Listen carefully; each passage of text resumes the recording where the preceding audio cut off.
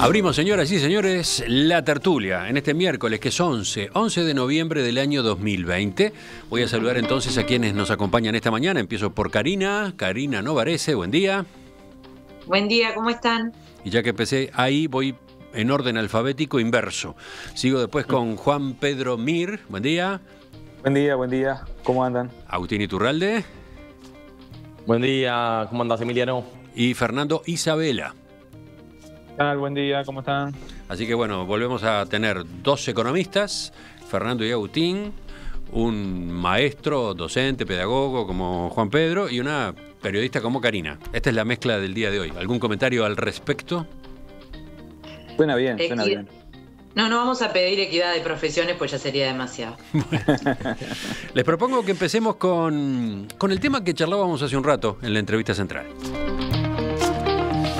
Ayer se detectaron en nuestro país 60 casos nuevos de COVID-19 luego de procesar 3.285 tests.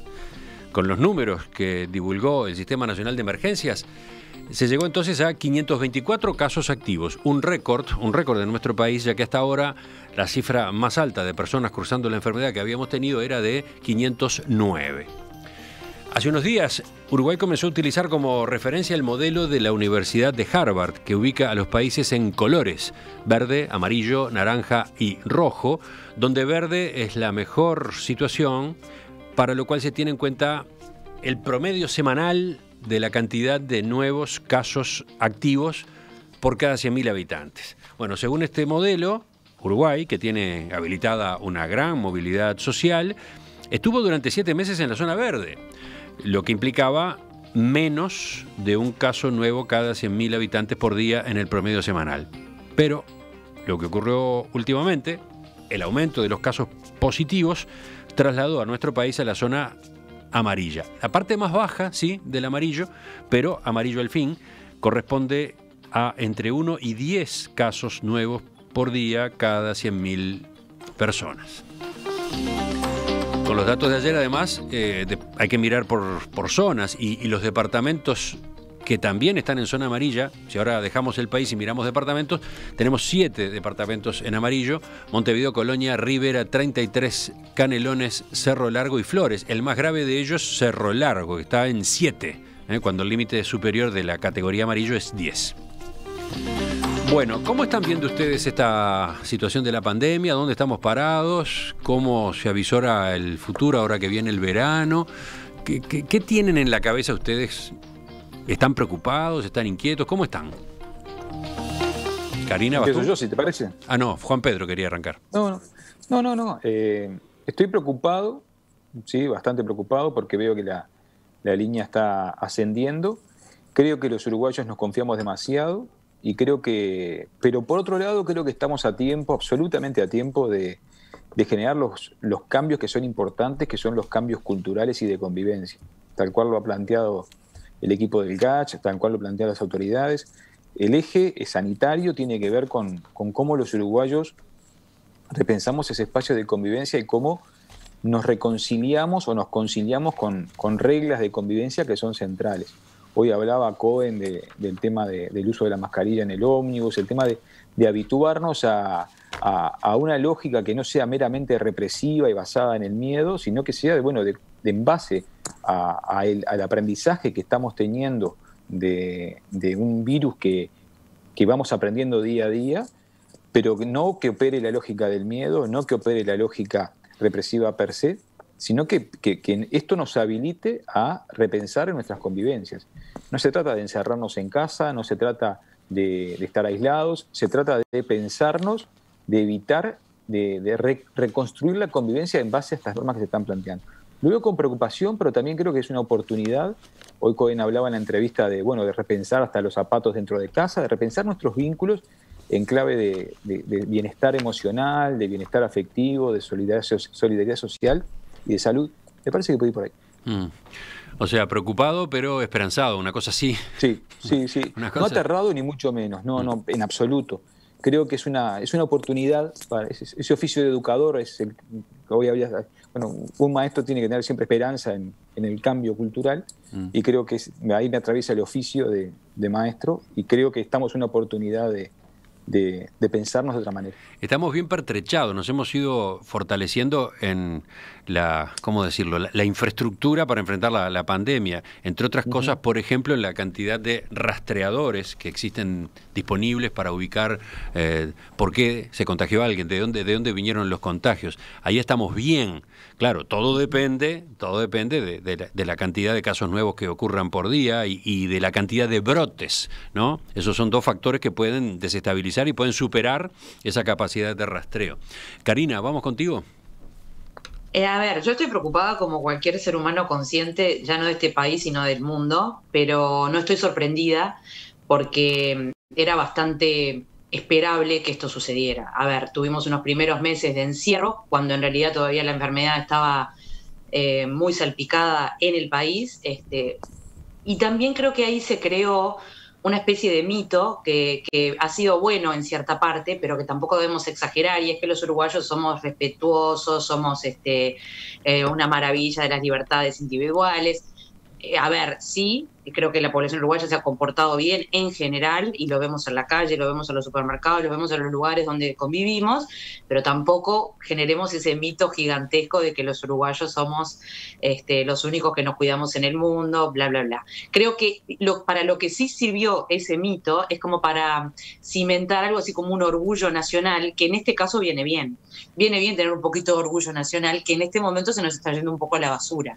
A ver, yo creo que vamos a llegar relativamente rápido a las 3 cifras que preocupan a los científicos y que en particular el doctor Paganini había dicho que podía ser el umbral donde nos empezamos a complicar. ¿Por qué? Porque hace 2 o 3 semanas hablábamos de 30 casos y ahora estamos hablando de 60 casi todos los días. Eso, por más que nos empecemos a cuidar un poco más de vuelta, no se da marcha atrás rápidamente. Porque, bueno, y después está el punto clave para mí, que tiene que ver con la naturaleza humana, que lo trató el doctor Cohen en la entrevista, y que está siendo estudiado por los investigadores, sobre todo de salud mental, que tiene que ver con eso que llaman fatiga. Y es mucho más que fatiga de estar cansado del año común y corriente, es como una fatiga mental que realmente pega mucho, y que hace que uno se haga trampas al solitario, que es bajar la guardia ante una cantidad de cuidados que estábamos teniendo. Nada, creo que hay que volver a replantearse todo eso individualmente y, como decía Juan Pedro, en la parte social, ¿no? En cómo interactuamos. En mi segunda intervención, para no hacerla larga, a mí me gustaría referirme a eso, a los círculos sociales, porque en el verano todo es más difícil de mantener. En invierno es más fácil quedarse encerrado en casa calentito, en verano no, y venimos con meses de encierro. Sí, está la fatiga social, y está otra cosa que también se mezcla, ¿no? La sensación, por lo menos en una cantidad de gente, de que los protocolos, las reglas, las medidas de seguridad que se recomiendan tienen una cosa demasiado opresiva, ¿no? Y entonces hay por lo menos una parte de la población rebelándose contra eso, contra un ambiente excesivamente autoritario que estaría reinando. Son una cantidad de elementos que se suman en el puzzle. Fernando, te dejo a ti ahora. Dale. A ver, yo creo que la seguimos llevando bastante bien. Me atrevería a decir muy bien. Más allá de que es claro que estamos en otra etapa. Uno ve el gráfico de casos diarios y se nota que hubo un salto. Y está el peligro de que eso siga subiendo. Por suerte, por ahora, más o menos se mantiene con ciertas oscilaciones en un nivel razonable. Creo que eso ha sido gracias a un esfuerzo muy grande de toda la sociedad. Creo que una de las principales virtudes que tenemos los uruguayos, tratando de entender, bueno, qué es lo que pasó, cuál es la diferencia de Uruguay con otros lugares. Creo que no hay una causa única, creo que hay muchas, pero una que me parece muy importante es, no hemos politizado este tema, y eso es muy importante. Nosotros tenemos todavía un nivel de confianza importante en las instituciones. Si el ministro de Salud Pública dice algo, aunque yo sea de otro partido político y no apoya al gobierno, tiendo a creer que es verdad, que no me está engañando, que no es parte de una conspiración.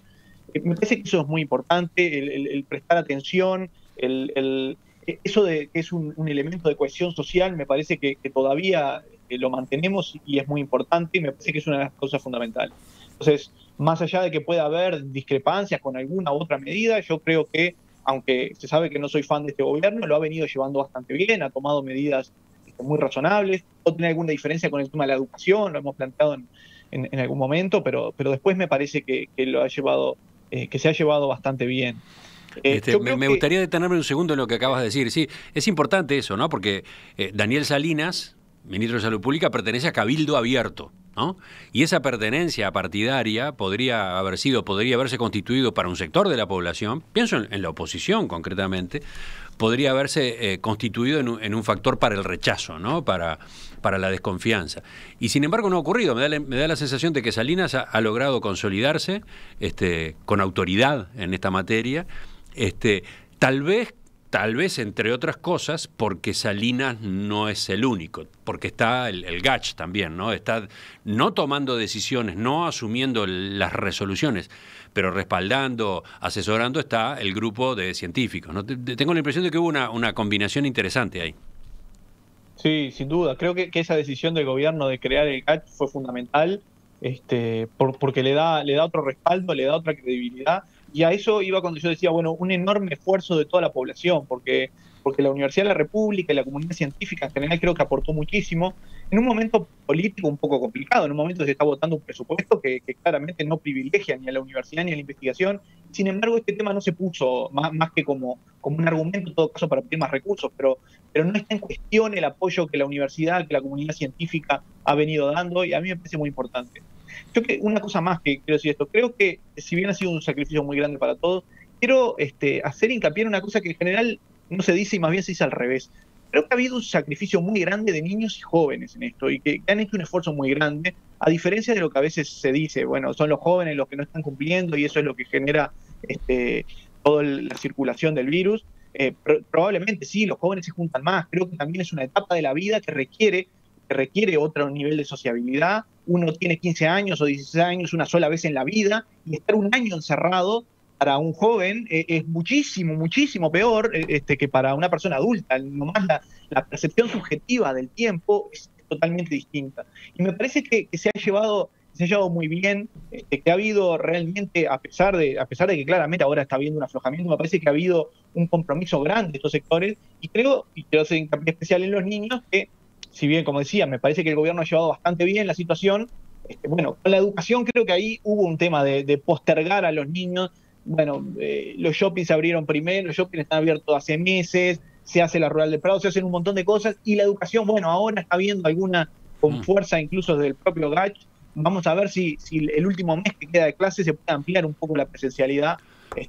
A veces es el único matiz, pero yo quiero hacer hincapié que esto de la cohesión social es una cosa muy importante en todo sentido, y creo que estamos teniendo un caso concreto, un ejemplo concreto de cómo esto nos beneficia cotidianamente, ¿no? En un caso, en una situación excepcional como es esta, me parece que esta cohesión social que todavía tenemos y que me parece que debería ser un objetivo central de las políticas públicas, está dando resultados. Agustín, completamos contigo la primera ronda.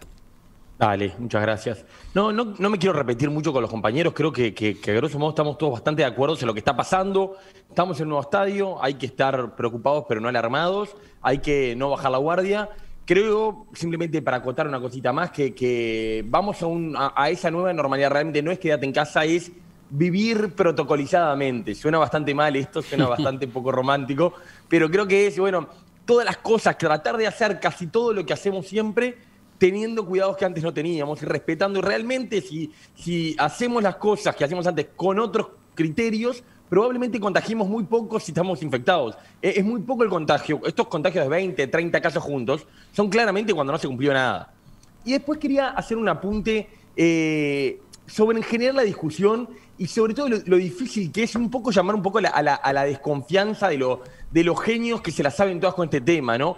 Este es un experimento natural como pocas veces visto en la historia de la humanidad. Las consecuencias que el encierro primero, que esto está teniendo después, sobre los accidentes de tránsito, la violencia intrafamiliar, la contaminación, el crimen, de mil cosas, o sea, recién estamos viendo qué está pasando. Y estamos aprendiendo, y muchas medidas que se tomaron después se fueron para atrás. Y bueno, en Uruguay creo, estoy de acuerdo con lo que dice Fernando, encontramos una forma de proceder que es mucho asesoramiento científico y políticos tomando las decisiones. Ojo con esto, que a veces en Uruguay nos creemos que fueron todo el poder a los científicos. No, en Uruguay creo que logramos un muy buen equilibrio, una muy buena combinación de las dos cosas, cada uno en su lugar. Y por ejemplo, con las escuelas, ahora parece evidente y todos, parece que y el GACH, por suerte, está saludablemente empujando la mayor apertura, la mayor presencialidad.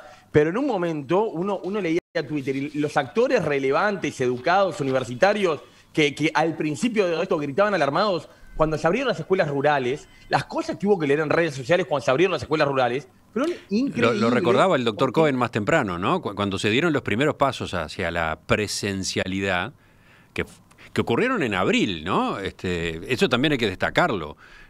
Un mes y pico después nada más de la emergencia sanitaria.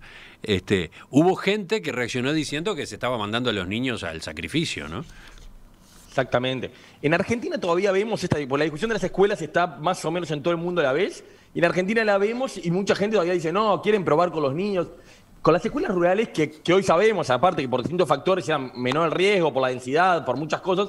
Entonces, bueno, comparto que creo que con las escuelas hay que empujar más. Claramente hoy tenemos datos y evidencia que nos muestra que, como explicaba muy bien el invitado de hoy, lo que digo es, bueno, un poco de cautela y no la sabemos todo, estamos aprendiendo con esto. Todos los gobiernos del mundo se equivocaron mucho, más o menos, o un poquito. Nadie logró hacer todo bien porque todo era nuevo. Y bueno, en ese sentido creo que tenemos que ser muy humildes, muy humildes, y creo que en eso todo el GACH es un ejemplo de humildad. Permanentemente dicen, no sé, de esto no hay evidencia, no sé qué contestar, mientras que en general vemos como hay otra gente que contesta todo lo que le ponen adelante. Y bueno, en este sentido, seguir avanzando con pasos pequeños pero firmes. ¿Cómo decías tú que tenemos que acostumbrarnos a qué? ¿Una vida, cómo era? ¿Protocolizada? ¿Cómo era? Protocolizada. Tenemos que tratar de tener una vida, volver a la vida, a una no me acuerdo cómo lo dije, pero a una nueva, a la vida, a protocolizar nuestros hábitos de siempre. Sí, no, me quedé pensando en esa expresión porque es cierto lo que decís, pero también, afortunadamente, es una afirmación que vale por un tiempo. No es que haya que guiarse por esas medidas, por esas condiciones de seguridad eternamente. Dentro de unos meses va a estar la vacuna, no sabemos si primer semestre del año que viene, segundo, pero hay un horizonte, ¿no? Hay una luz al final de este túnel, y allí, no digo que cuando aparezca la vacuna la vida volverá a ser exactamente igual a como era antes de marzo, pero se va a acercar mucho, ¿no? Se va a acercar mucho. Entonces, estas precauciones que hay que tener son un esfuerzo final. Podrían verse como eso, ¿no? Como el esfuerzo final para no dejar caer la estantería. Vuelvo con Karina ahora. Evidentemente esto va a pasar, como han pasado otra cantidad de pandemias mucho más tremendas y en momentos de la humanidad donde el desarrollo científico ni se acercaba a lo que es actualmente. Yo escuché al doctor Cohen que no se anima a dar una fecha, y hace bien, porque después si no lo van a criticar constantemente. Yo no me animo tampoco porque no sé nada, pero estoy segura que no va a ser a fines del verano, segura. Esto va a ser a fines del año que viene. Hasta por un tema de que, a ver, cuando ya lees cómo van las investigaciones, cuando tenemos estas noticias que nos ponen felices a todos de que están bien las vacunas, son todos pasos, falta muchísimo. Y de hecho, si la vacuna saliera en un año y medio, después de que se detectó o que se hizo masivo este virus, sería como, no sé, llegar a la luna, porque las vacunas normalmente tardan por lo menos una década en desarrollarse. Sí. Entonces, eso lo han explicado los científicos. Entonces, tampoco engañarnos con eso, pero sí estoy de acuerdo que es un periodo acotado donde cualquier persona, o la mayoría de las personas, deberíamos ser capaces de mantener estas conductas, por lo menos mínimas, ¿no? Hay una cantidad de cosas que ya los científicos han dicho que medidas que se tomaban, capaz que un poco sobreexigentes, y que ahora se ha confirmado que no son necesarias. Pero hay otras que sí. Entonces, las que sí sabemos que por ahora funcionan, tenemos que seguir tomándolas. Y digo por ahora porque seguramente en 5 meses nos van a decir, estas funcionaron más y estas menos. Sí. No podemos pedir totales certezas a la ciencia porque no las tiene, ni tampoco a la política. Y además es un hecho que en Uruguay las limitaciones que tenemos son mucho menores que las que padecen las poblaciones de otros países. Completamente. ¿No? No tenemos nada de qué quejarnos. Lo que iba a decir es que estoy de acuerdo con Fernando en que de alguna manera esto se hizo causa nacional, que es lo mejor que nos podría pasar, también a nivel político. Pero también seamos honestos, para el Frente Amplio sería suicida salir a oponerse a todo lo que están diciendo un grupo de científicos muy renombrado en Uruguay, y además muy apoyado por la mayoría de la población. ¿Hay negacionistas? Hay negacionistas, pero yo creo que son relativamente pocos. La verdad es que creo que son relativamente pocos. Por supuesto me guío más capaz que por mi círculo o por la gente más allegada a mí, pero también leo bastante comentarios. Yo la semana pasada escribí sobre el tema jóvenes, porque yo también estoy muy preocupada por ese tema, pero no tanto porque los jóvenes ya sabemos que están limitados y que tuvieron un año muy complicado, pero me preocupa a veces las reacciones de los adultos con respecto a expresiones comunes de sociabilización de los jóvenes. No estoy hablando de fiestas clandestinas, no estoy hablando de multitudes, estoy hablando de pequeños grupos que se juntan al aire libre. Y yo ponía el ejemplo de mi propia casa, donde yo permito que vengan un máximo de 8 a 10 afuera. Y después me tengo que pelear con la mitad de los vecinos porque hay ruido a horas tempranas. A ver, el ruido no es música de discoteca, son risas. Y me parece que de verdad, no lo digo por mis vecinos, que son unos cracks, pero no, porque no me voy a pelear con los vecinos, pero digo como ejemplo, porque veo, la gente está llamando a la policía cuando ve a 10 chiquilines juntos. Entonces, si estuvieron todo el año encerrados, como lo estuvimos los grandes, pero los grandes se supone que tenemos un bagaje psicológico por lo menos, o mental un poquito más cimentado, entonces por lo menos dejémoslo juntarse de esa manera, y de esa manera estamos desestimulando que vayan a buscar fiestas de 400 personas o que se vayan a grupos sociales a los que no pertenecen, donde, que justamente lo que dicen los científicos, mantengan el círculo social siempre que sea posible. Si te reunís siempre con los de tu colegio y tu cuadro de fútbol o cuadro de hockey o cuadro de rugby, tratá de reunirte con ellos. Bueno, todo eso se lo transmitimos a los jóvenes, pero lo que no les podemos transmitir es que no se reúnan para nada, y más llegando al verano. Dice Gustavo, uno de nuestros oyentes, el Estado tendría que mandar algún regalo, un regalo simbólico a todos los niños y adolescentes. Aunque fuera un diploma que los presentara como héroes de la cuarentena en casa. Bueno, no está mal. No está nada mal. Sí, puede sonar exagerado, pero los reconocimientos cuentan, pesan, ¿no? Y claro que acá hay para reconocer. También diría yo, Karina, que hay que hacer un reconocimiento a los más grandes, ¿no? A los más veteranos, porque eso sí que en el encierro han sufrido y están sufriendo psicológicamente, emotivamente, ¿no? Ese es todo un tema aparte, ¿no? Completamente, pero mirá que cuando hablo de juventud no es en detrimento del esfuerzo que han hecho todos los demás y del riesgo que además corren las personas más grandes o con enfermedades que pueden ser complicadas. Para nada. Una cosa no quita la otra. Digo nomás que ser joven y seguir todo este tipo de pasos y rigurosidades es más difícil cuando sos joven que cuando sos un poco más grande. Maestro, ¿qué dice usted, maestro? No, yo suscribo básicamente lo que han planteado. Creo que los jóvenes son una pila, una batería muy importante para el país. Como decíamos al principio, me parece central que la lógica del encierro, porque hay familias que pueden contemplar a sus hijos en los jardines, en los frentes, pero también el uso del espacio público y habilitar y acompañar a los jóvenes en el uso del espacio público sin mandarles la policía como primer herramienta para disuadirlos. Me parece que en eso ha hecho Rido un planteo en este último tiempo.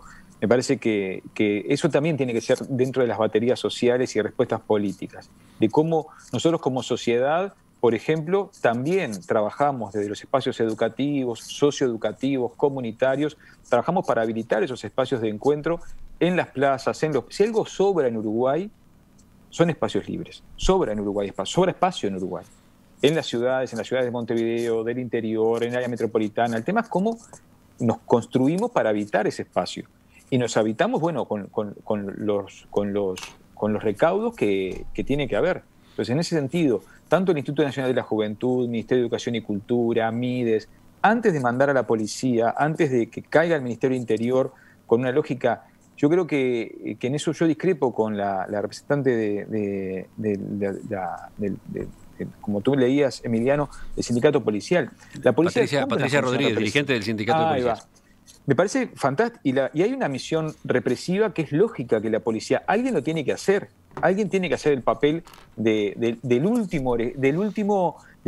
última llave que se aprieta. Pero antes tiene que haber un conjunto de medidas y tiene que haber un conjunto de vallas antes de llegar a la Guardia Metropolitana o al PADO que llegue a un espacio donde hay jóvenes, porque se da ese conflicto. Entonces, a eso nos corresponde, primero a las familias, a nosotros como familias, como padres, madres de niños, de adolescentes, nos corresponde cuidar a los nuestros. Y segundo, como espacio educativo, liceos, colegios, escuelas técnicas, espacios educativos, grupos scout, también tienen que visualizar eso el nuevo pacto de convivencia. Hay un gran tejido social en ese sentido.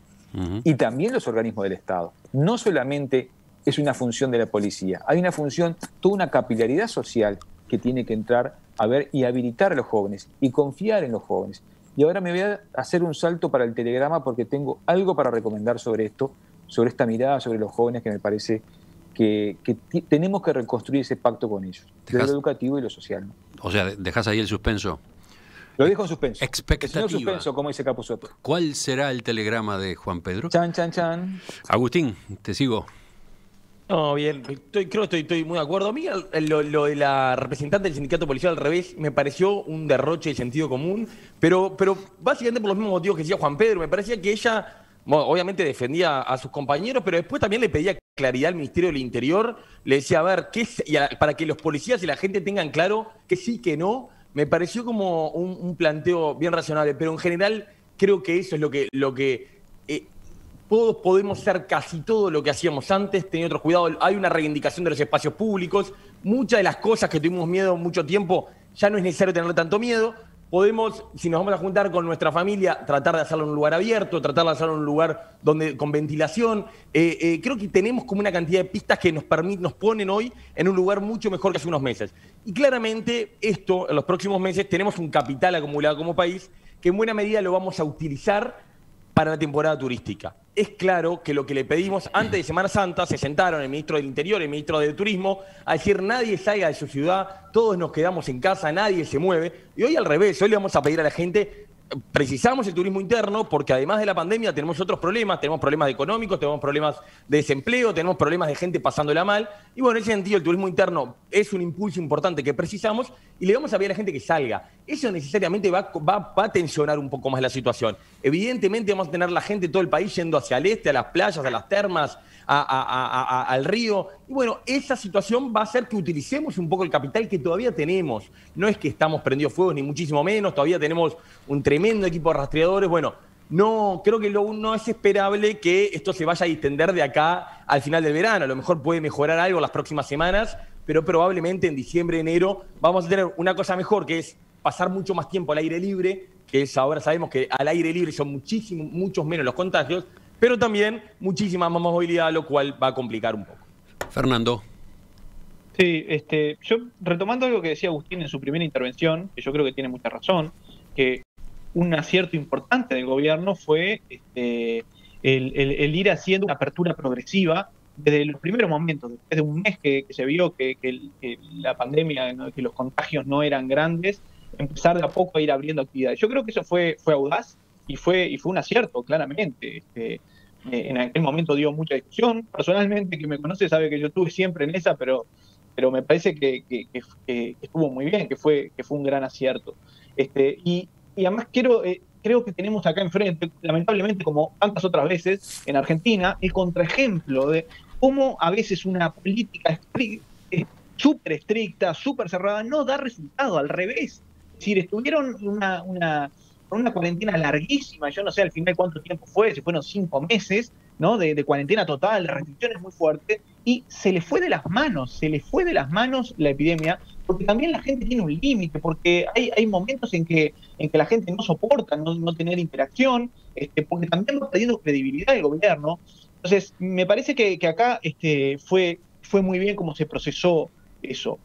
Yo también iba a lo de Juan Pedro, porque me parece que los jóvenes se reúnan en espacios públicos abiertos también es una válvula de escape, es una forma de ir llevando la situación difícil. Hoy sabemos además que los riesgos sanitarios son muy bajos, a menos que estén todos apinados. En general no es lo que pasa cuando vemos los espacios públicos, hay grupitos de gurises, y uno suma en toda la manzana, capaz que hay 100, pero son grupitos relativamente chicos, son riesgos muy bajos. No entiendo la política esta de mandar a la policía.